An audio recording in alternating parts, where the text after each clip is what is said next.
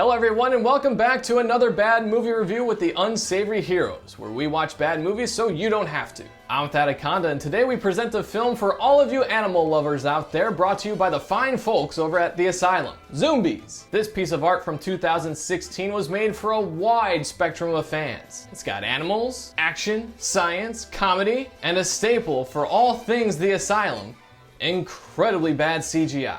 To be fair. To be fair. Going after a movie made by the Asylum is kind of reaching after low-hanging fruit. But in my defense, I didn't know this movie was made by that production company until I already started watching it. Should I have done my due diligence? Yes, but I have a life outside of this and ain't nobody got time for that! So let's put on our best gorilla costumes and take a tour through the animal sanctuary that is Zoombies. Our movie begins with Dr. Ellen Rogers presenting Eden to us. It's a zoo her grandfather opened as a rehabilitation retreat for endangered animals. It also goes over a bunch of things that will be used later in the movie, such as the tracking app and a zipline. We then get a roll of stock footage as the credits pop up. But then, a zookeeper in despair. Monty has some monkeys and he's worried about something. Dr. Gordon is trying to save one of the primates, but it dies in epic CGI fashion. He injects the dead monkey with a serum, and the ones in the cages start going crazy. The recently deceased monkey is reanimated and starts attacking the three workers. Evil, evil monkey! It drops a metal cabinet at Monty and rips out Robin's eyes. I guess she didn't see that one coming. I'll show myself out. Boo this man! And then it jumps at the doctor. A bus with a bunch of interns arrives as we get more B-roll of animals that were never on set. Ellen takes all of their phones, but it doesn't lead to any consequences. She also mentions how she doesn't want any of the zoo's secrets to leak to social media before the zoo opens to the public. By the beginning of this movie, it seems like it's pretty well known that the zoo exists. What kind of secrets could they possibly have here? Unless they're doing something incredibly illegal, or in this universe, this is the only zoo that exists and this is some sort of novel idea. Amber's being a bitch for really no reason other than having that as her only characteristic. Turns out she's only there because she's on probation. She may or may not have hit a police officer. The little girl gets to see her best friend Kifo, a man in a gorilla costume. God bless the Asylum. We then get this shot of Biodome.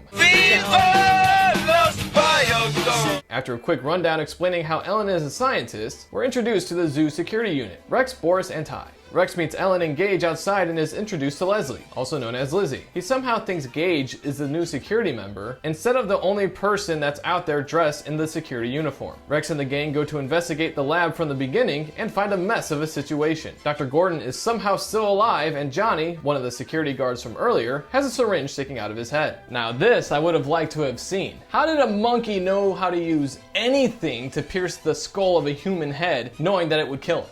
Robin's dead. Well, this guy's on the fast track to a PhD. One of the monkeys explodes from the doctor. Don't ask how it got in him. And starts running amok.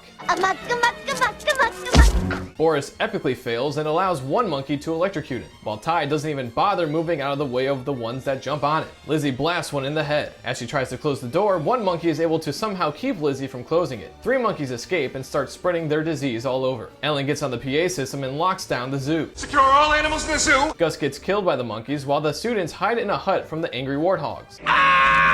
They take refuge in a tree, but they're not safe for long as a couple of rabid giraffes kill the two guys. Rex, Lizzie, and Gage arrive as one kid is being eaten by the animals. This is amazingly stupid, and I don't know if it was deliberate. But when they first arrive, Rex and Lizzie just start open firing on the giraffes with this student hanging right in the middle of them. They had no care for his safety. But now Amber's being dangled right in front of the giraffe's face, and now Lizzie decides to say, Careful, don't hit the girl! Ellen breaks the news that the CDC won't be there for at least another 3 hours. Rex stumbles over his line. I mean, this thing might have spread across the whole zoo by that time. Rex, are you sure you maybe don't want to run through that line again? Amber is adamant about trying to leave on foot, and as Gage tries to talk her out of it, he's attacked by a giraffe that came out of nowhere. Amber steals the Jeep while Rex and Lizzie tend to Gage. We are then treated to stock footage of the Ontario police. A couple of elephants come up to Rex and company, and my god does this look amazing. Gage comes to the conclusion that the elephants are not infected because they have no natural predators. I mean, sure, I guess that's how it would work when an airborne virus is affecting all the other animals in the zoo, but I guess the elephants are safe.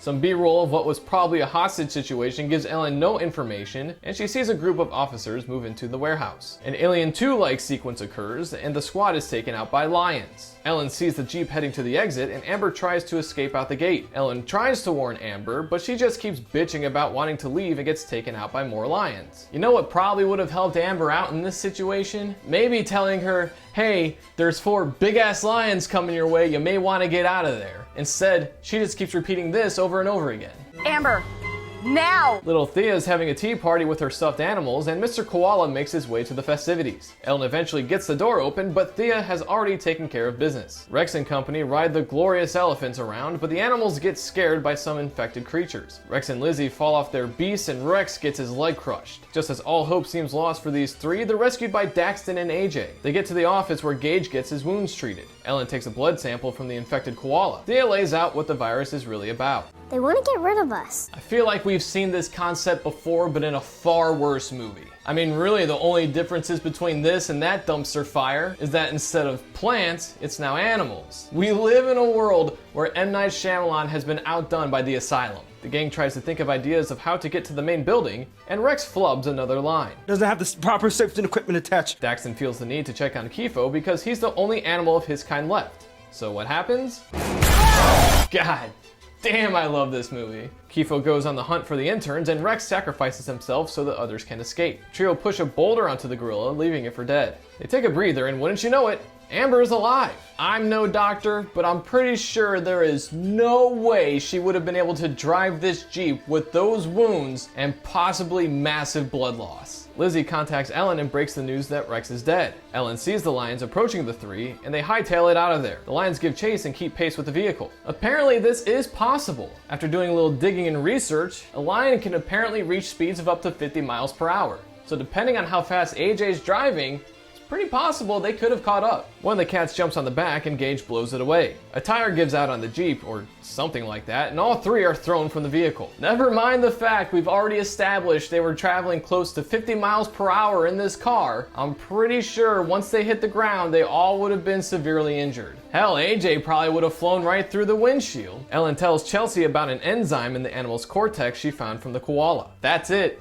That's the only explanation we get of this virus. Just when we thought the aviary was the safest place, turns out the birds are already infected. Lizzie, Gage, and AJ get to the zip line and write it down. Unfortunately for AJ, his cable snaps just before safety. The only thing we were told to worry about the zip line was that some safety things weren't put in place yet. The line was already installed, and yet AJ's still snapped and he fell to his death. Do you see where I'm going with this? No matter what would have happened after this point, that zip line still would have broke and killed a guest. Also, look at the drop this thing has. Where was this mountain in the middle of this zoo? Ellen comes up with the idea to use some gas canisters. For some reason, Gage and Lizzie weapon up twice.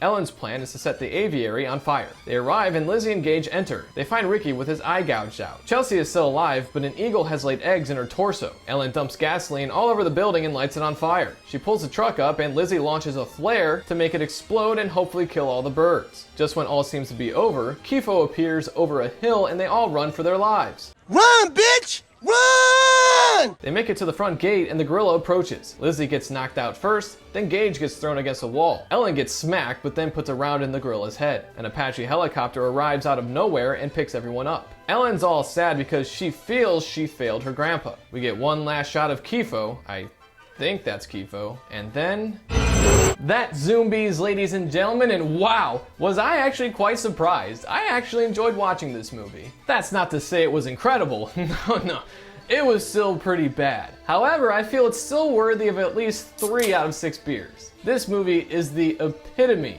of it's a weekend afternoon, you're hanging out at your house wearing nothing but your underwear, if anything at all. You sit on the couch and you turn on sci-fi. It's already got you trapped, so you figure, might as well finish watching the rest of it, right? You know you'll enjoy it. You don't want to admit it, but you will. You'll hide this fact from your friends and family. It might put a strain on your relationship even. One day your wife will come home and see you sitting there in your filth and disgust and shake her head at you. And that's when you'll realize, this is it. This is my rock bottom. That is, of course, until next week when we bring you something far worse than this. That'll wrap things up for this edition of Another Bad Movie Review with the Unsavory Heroes. If you've made it this far in the review, thank you for sticking around. We really appreciate you. If you have anything to say about the review, the movie, or if you have any ideas of any future films we should watch, feel free to leave those in the comments below. Also, make sure to support the channel by hitting those like and subscribe buttons, because you know what'll happen if you don't. I'm Thadakonda saying thanks for stopping by, and we'll see you next time here on Another Bad Movie Review with the Unsavory Heroes.